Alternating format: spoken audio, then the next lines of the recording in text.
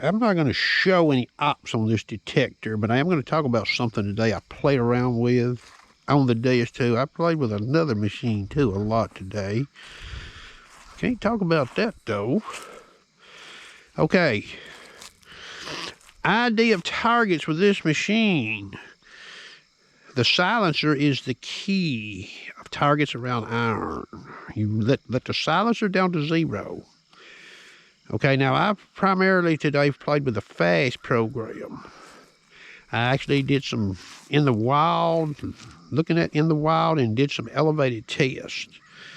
So silencer at 0 will up your odds of this machine giving an actual, like an 80s or 90s reading ID on a high conductive coin around iron versus that 7 or 8. Now if you run silencer at 2, you have a higher chance of seeing that 7 or 8 on some more challenged setups, 9, 7, 8, or 9. Now there's one other thing.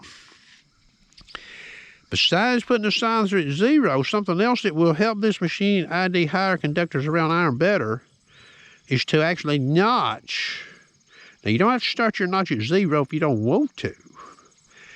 But numbers 6, 7, 8, and 9, and maybe 10, if you get rid of those with notch, increases this machine's chance of IDing high conductors challenged around iron. Now, let me say something here about this, and I've been talking to the old Calabash Digger.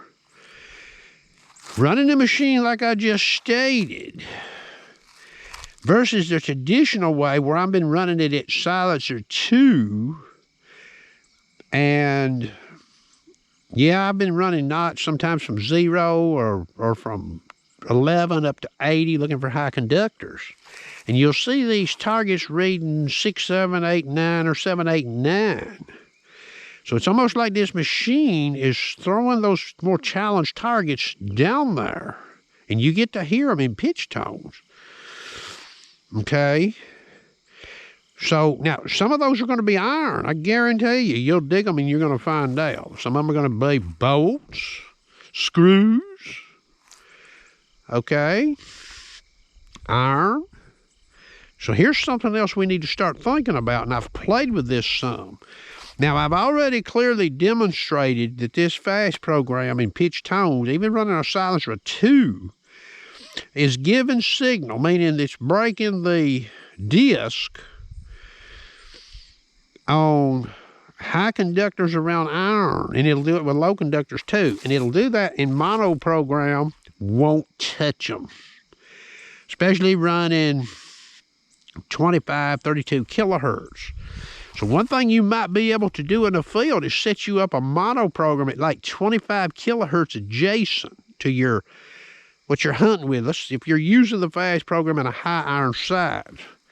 Okay, if you get one of those running it traditional like I've been running it, silencer 2, you get one of those 7 or 8, 9 signals and the machine won't turn it loose. You're not having to play with a call to get it, you're sweeping it. If you check that with that mono program, it's like about 2.5 reactivity, and you can leave the silencer on it at 2 as well. You could turn it to 0 if you wish.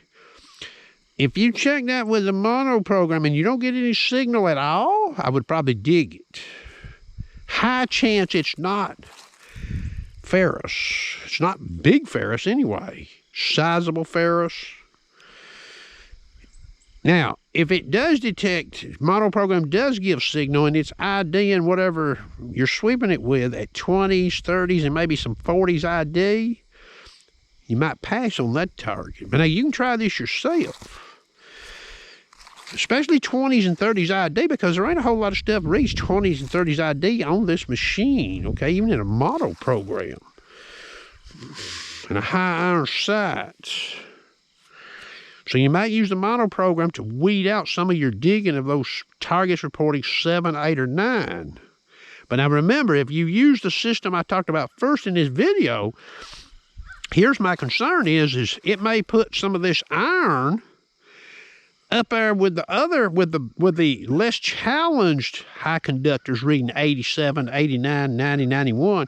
It may group them up there with it. And so now you're out there sweeping, and every time you see 87, 88, 90 in this meter, well, you're going to have to dig it. You don't have a choice. You're not letting the machine like dictate to you, like, because we already know lesser challenge targets, it will report ID.